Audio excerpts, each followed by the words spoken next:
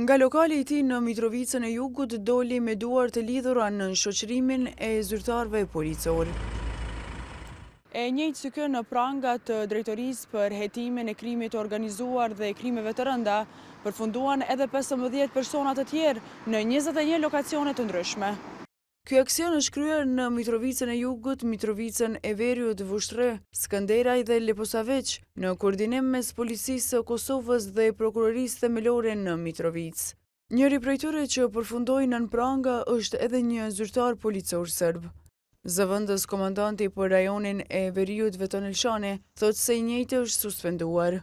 Ne kemi asistuar në 4 lokacione, 4 bastisje, 2 në Mitrovicë Veri, një në Zveçan dhe një në Leposaveç.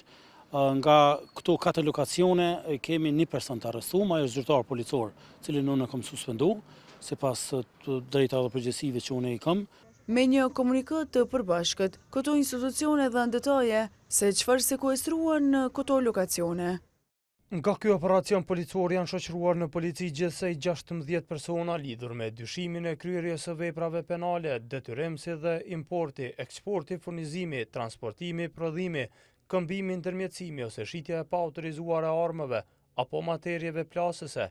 Si dëshmi materiale gjatë kontrollit janë sekuestruar 9 armë zjarri, 200 fishek, municione të ndryshme, 15 telefona mobil, 2 palë pranga, thik, tyta të armës, fatrolla për armë dhe një divjar.